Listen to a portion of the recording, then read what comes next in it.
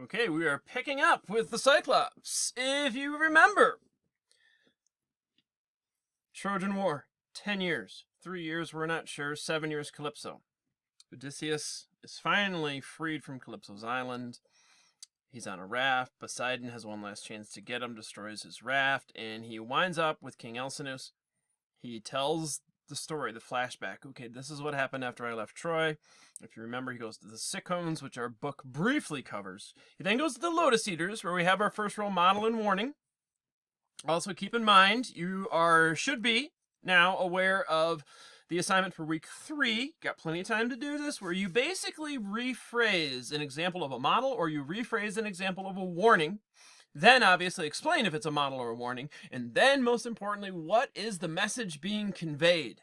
There's plenty to pick up on. You had a model in the Lotus Eaters. You also had a warning in the Lotus Eaters. We've got plenty to come here in the Cyclops. So here we go. The Cyclops. In the next land, we found where Cyclopses. More than one. These are giants, louts, without a law to bless them, and ignorance, leaving the fruitage of the earth in mystery to the immortal gods, as they neither would plow, nor sow by hand, nor till the ground, though grain, wild wheat, and barley grows untended, and wine, grapes, and clusters ripen in heaven's rain. Cyclopses have no muster, and no meeting, and no consultation or old tribal ways, but each one dwells in his own mountain cave, dealing out rough justice to wife and child, indifferent to what others do. Across the bay from the land of the Cyclopses was a lush, deserted island. Odysseus and his crew landed on the island in a dense fog and spent days feasting on wine, wild goats, and observing the mainland. This is where the Cyclopses live. On the third day, Odysseus and his company of men set out to learn if the Cyclops were friend or foe. Now here we've got a reoccurring term here. When young dawn with fingertips of rose came in the east. Remember, this was an oral story. They had to memorize this. And so they use little things like epithets. If you remember Odysseus, Laertes' son, or Odysseus, sacker of Troy, that's an epithet. They would often use these little tags or titles as little ways to remember, little reminders. They would also use these little epithets to fill syllables. This was an epic poem, so it had a certain amount of syllables when it was told originally. They also use these little markers, like when dawn stretches out her fingertips of rose. This is a Homeric reference, it's called in later literature, but it's often used, and a storyteller might remember, okay, when dawn stretches out her fingertips of rose the third time, I'm supposed to be here. I'm going to give you a moment to think. What is this describing? What's the metaphor? What is dawn with fingertips of rose came in the east? What does it mean? What are they describing? When the young dawn with fingertips of rose came in the east. So right now you should tell me, in other words, what does that mean? If you said, the rising sun paints up the sky, you are correct. It's just a beautiful way to say it, is it not? With dawn with fingertips of rose extending in the sky. So, morning comes. I called my men together and made a speech to them. Old shipmates, friends, the rest of you stand by. I'll make the crossing in my own ship with my own company and find out what the mainland natives are, for they be wild savages and lawless, or hospitable and God-fearing men. With this I went aboard and gave the word to cast off by the stern. My oarsmen followed, filling in their benches by the rowlocks, and all in line dipped oars in the gray sea. Here we have another model. Like a good leader. Stonewall Jackson was known for this. A good leader, to get his men to follow, says things like, "Come men, follow me." Not, "Okay guys, go there." A good leader leads by example. He leads from the front. He doesn't ask his men to do what he won't do himself. This is a model of behavior we still hold in importance today. Now, our culture is obviously different than Greek culture in 1200 BCE, 3,000 years ago, but there's also going to be similarities. We too hold this high. This is a high ideal, right? A good leader doesn't ask his men to do what he won't do himself. You lead by example, and that's what Odysseus is doing. As we rowed on line 90, and nearer to the mainland, at one end of the bay, we saw a cavern yawning above the water, screened with laurel and many rams and goats about the place, inside a sheepfold, made from the slabs of stone, earth-fast, between all trunks of pine, rugged, towering oaks. A prodigious man slept in this cave alone, and took his flocks to graze afield. Remote from all companions, knowing none but savage ways, a brute so huge, he seemed no man at all of those who eat good wheaten bread, but he seemed rather a shaggy mountain reared in solitude. We beached there. I told the crew. Wonderful. Sometimes this happens. Give me a moment. Okay. Unfortunately, the online book was not working at the moment, so I was able to find a PDF version of our online book for now, so we're going to continue. I told the crew to stand by and keep watch over the ship. As for myself, I took my 12 best fighters and went ahead. I had a goat skin full of sweet liqueur, and I'm going to say liquor. It is strong stuff, that Euanthus, son Marin, had given me. He kept Apollo's holy grove at Ismarus. For kindness we showed him there, and showed his wife and child. He gave me 7 shining golden talents, perfectly formed, a solid silver wine bowl, and then this liqueur. 12 two-handled jars of brandy, pure and fiery. Not a slave in Marin's house knew this drink. Only he and his wife and the storeroom mistress knew, and they would put 1 cupful ruby-colored honey smooth in 20 more of water. So that's 1 part to 20 parts water. That's how strong this stuff was. But still the sweet scent hovered like fume over the wine bowls. No man turned away when cups of this came round. So it's really super strong, and they have the undiluted version. A wineskin full I brought along, and victuals in a bag. Something to eat. For in my bones I knew some towering brute would be upon us. All outward power, as wild man ignorant of civility. Pausing. We might even have a warning here. Listen to your inner self. How many times in life have you heard that little voice inside you to not do something, but you did it anyway, right? Listen to your intuition. He did not. Continuing on. We climbed then briskly to the cave, but Cyclops had gone afield to pasture his fat sheep, so we looked around at everything inside. A drying rack that sagged with cheeses, pens crowded with lambs and kids, each in its class. Firstlings apart from middlings, and the dewdrops or newborn lambkins penned apart from both.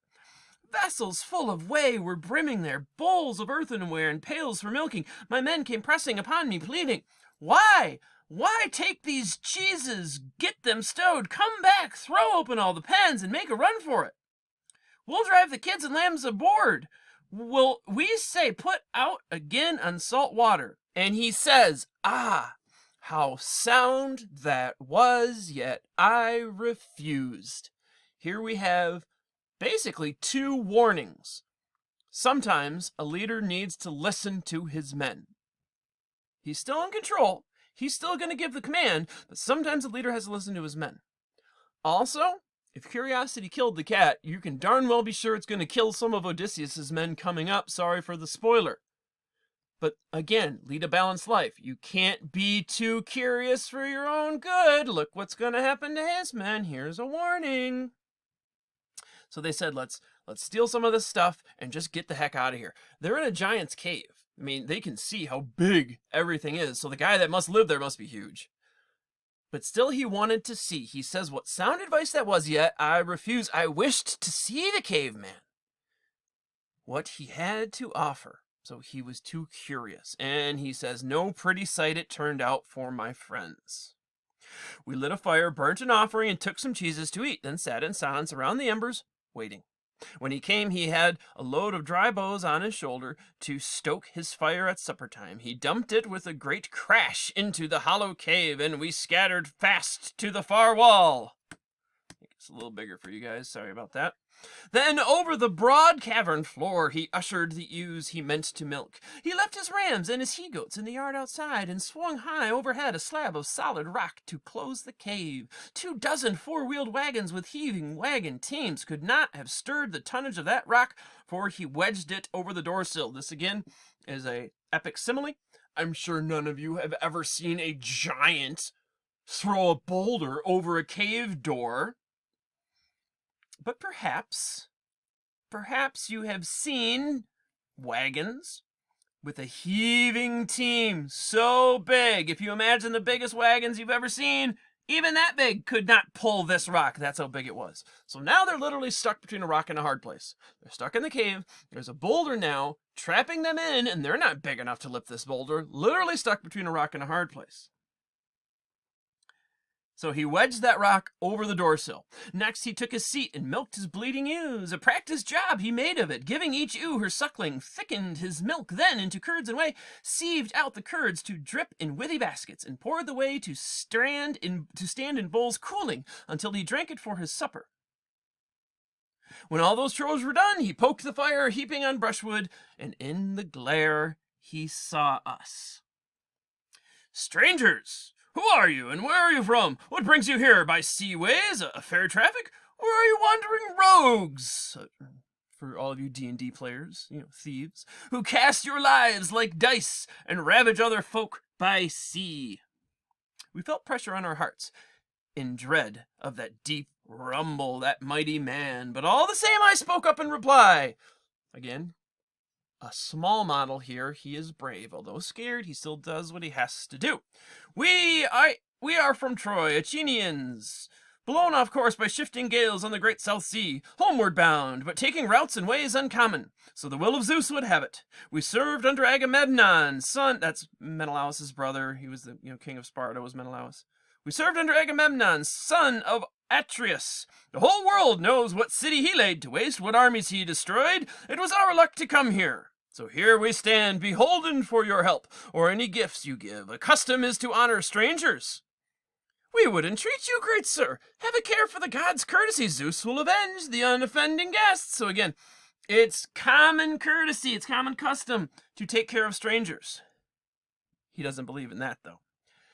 The Cyclops answered, from his brute chest unmoved, "You are a ninny, or else you come from the other end of nowhere, telling me to mind the gods? Pfft. Weak Cyclopses care not a whistle for your thundering Zeus, or all the gods in bliss.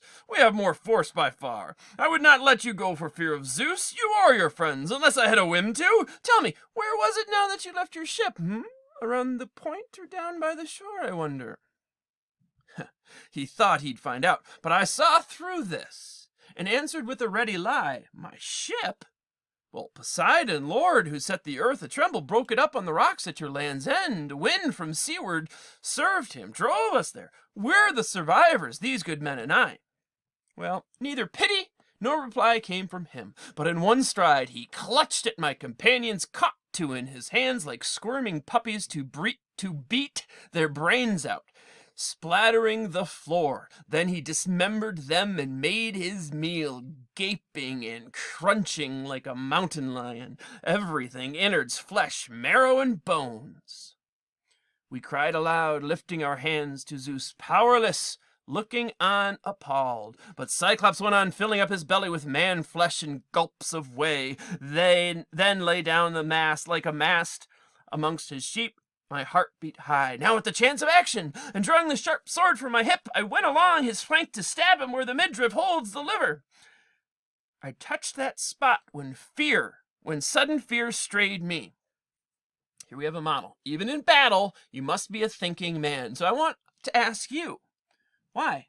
Why did he not stab the Cyclops then? What does it mean he's thinking?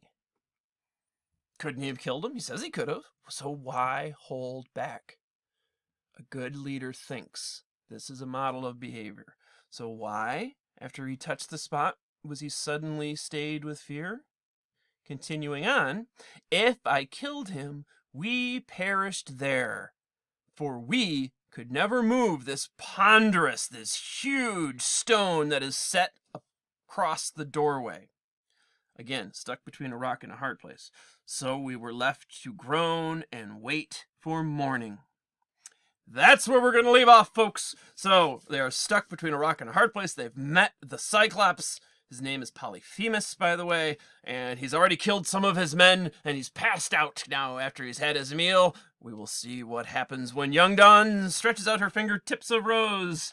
Until the next time, we will continue with the Cyclops. This was the Cyclops Part 1.